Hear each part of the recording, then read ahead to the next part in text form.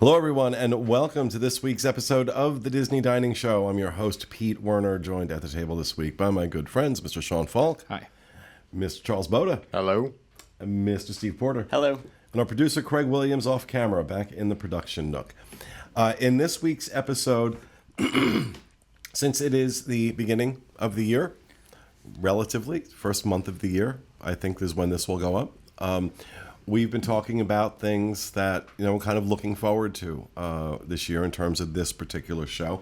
And we thought it would be interesting to talk about historically bad Disney restaurants that we're looking forward to reviewing this year. And this was a list that came pretty quick. There wasn't a lot of dissension. There wasn't a lot of, oh no, you can't put that on the list, as there is with some of the other listy type shows that we do. So we're going to start off with, and this is in no particular order, Cosmic Rays over at the Magic Kingdom. So Steve, tell me, why are you looking forward to this particular historically bad restaurant? Well, there's a couple reasons. Working in Tomorrowland, I always had to smell this place, and it just it's horrible. And it's just the stereotypical bad Disney burgers, bad chicken sandwiches, like that bad amusement park food, and they've made it an art form at Cosmic Rays of how bad Disney food can get in a quick service location. So yeah, it's pretty horrible. Is that agreed? Oh yeah, and the last time I ate there, I know now they've combined it into whatever, but it used to be in bays where in this bay you could only get chicken and in this bay you can only get burgers. So I'm like, well, that's really stupid. For people with families that this child wants chicken and this child wants a burger. I'm like, that's really odd that they do this. I will say I like the room with the frog that plays the piano or whatever that is. I don't know what is Sunny it. Sunny Eclipse. What is He's he? an alien. Okay, well I like that. The frog that plays the piano. I enjoy that room. All right, so now that's where we'll be sitting. Changes lower third again to likes the frog that plays the piano. Yeah. You kill me.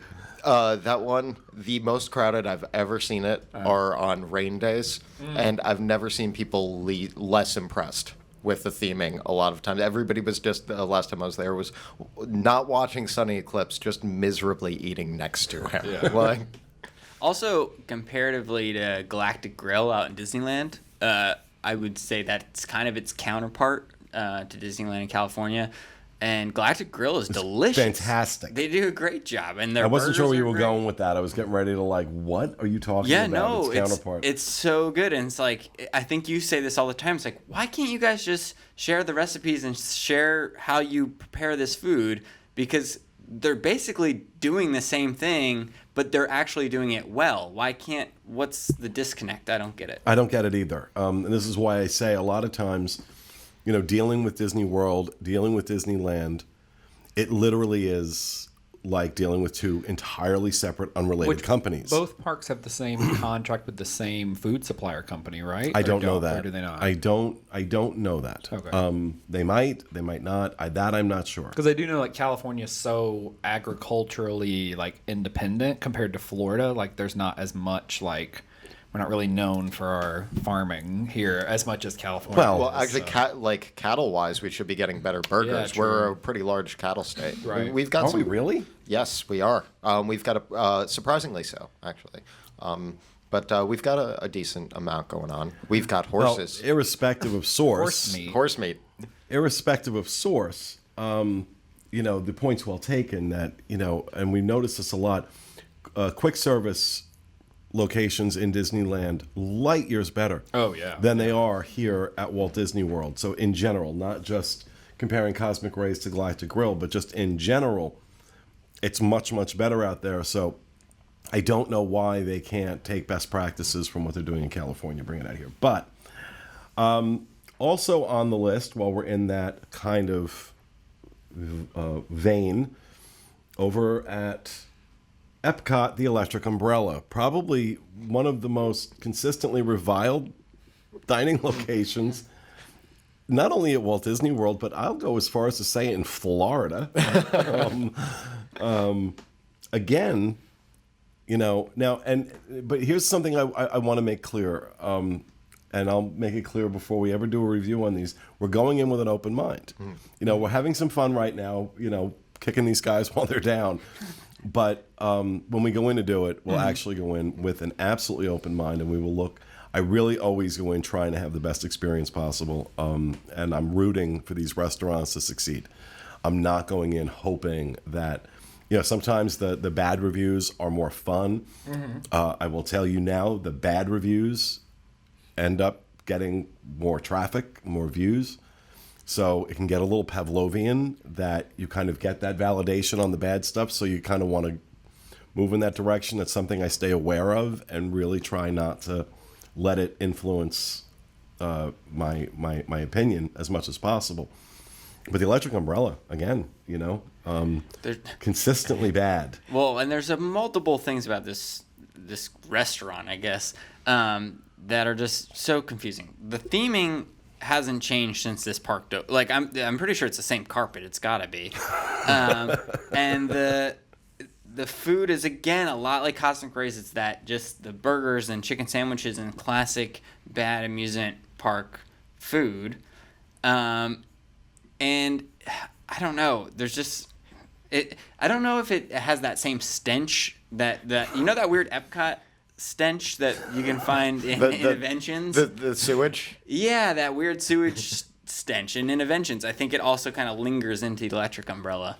I'm not familiar with the sewage stench. But I don't think it's the sewage then again, stench. I haven't stepped foot in Interventions in years. You haven't heard how Teresa describes Interventions?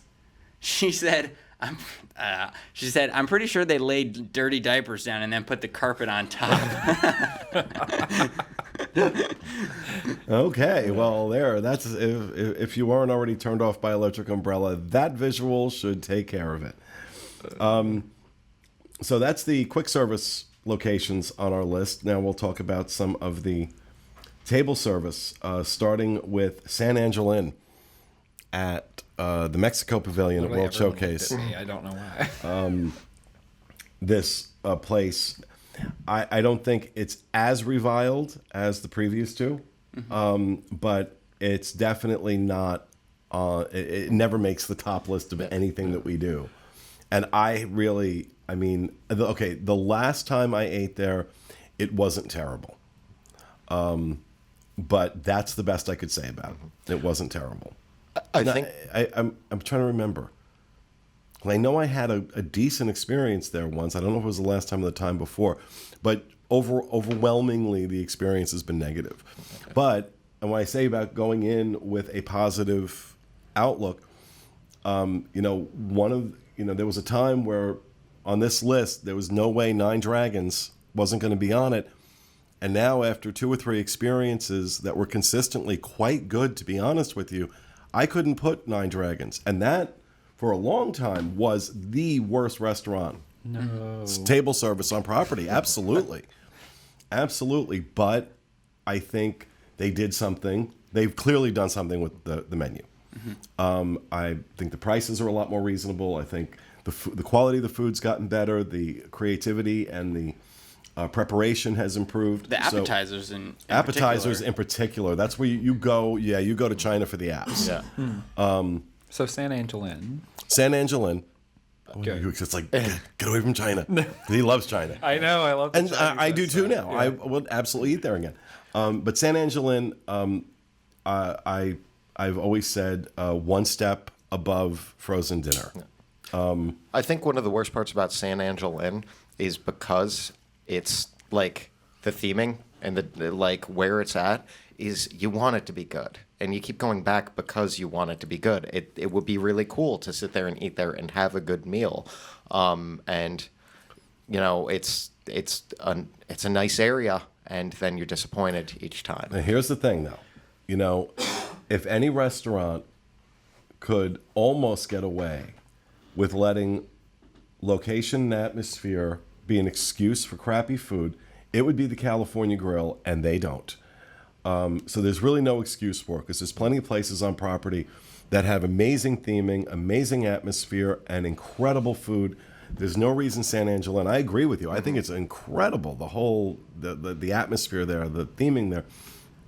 There's no excuse for that food that comes out of the kitchen. Especially since you can't see it, so it's got to taste good. Like the decor, the plate, the arrangement does not matter. It's like one of those like upscale like places in New York where like you're blindfolded and you eat just for flavor, except the flavor is wretched. You know, that's an interesting point because, you know, they say that, you know, most people eat with their eyes. You know, how a plate looks, how a dish looks actually influences how you feel about what you're eating. And it is so dark in this restaurant that it is virtually impossible to see your plate. But then again, I'm trying to think of other dark ones on property, but in Be Our Guest, they've also got, what's it, Beast's room? Yeah, the I Beast guess? bedroom, The yeah. Beast, The West Wing, yeah. The West Wing, yeah. Where the magic happens. And yeah, that's really, really dark, and you can't see either. And like, they're not the same complaints. People still get an accurate view of how the food is. So. Yeah. I mean, I ate there once. I ate at San Angel Inn once. I didn't have a huge problem with it. I mean, it wasn't the best place I'd ever eaten, but I was like, like it was okay. So we'll just have to see, I guess. Well, you know, these places also tend to suffer in comparison to their sister restaurants at the other pavilions. So when you have, you know, Chefs de France and Monsieur Paul in France, you have Le Cellier. Le Cellier, even Rose and Crown, I think, falls into that category. A lot of people love Tepanito at Japan. You have some really, really good alternatives. So these are going to suffer by comparison. Right. But also on the list, not surprisingly, over at heading over into the resorts, over at Port Orleans Riverside Boat Rides. I've never had anything approaching a good meal at Boat Rides. I mean, it has just always been bad. That's such a shame too, because Port Orleans Riverside is such a beautiful resort. It's probably one of my favorite moderate resorts, and so the fact that they just totally whiffed on their table service. Table service at moderate resorts has tended to be, generally speaking, not good. But the thing that's confusing in this case is I feel like in some of the others, like Coronado, is that it's because it's a conference restaurant. So I feel like Maya Grill, it's like it's the conference people. We can kind of give them what they want. They're not here for the Disney experience. Not that that's right either. But with this, it's like you're having the diehard Disney fans coming to stay to see Yeehaw Bob, to do the Disney experience at Riverside, and it's just, I don't know. I've actually never, to say, I've never actually eaten here, but just from what you've said, I'm just shocked that it's as bad as it is.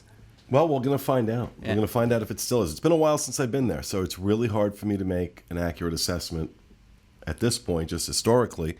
You know, if you go someplace a couple of times and it's that bad, you're probably not going to go back.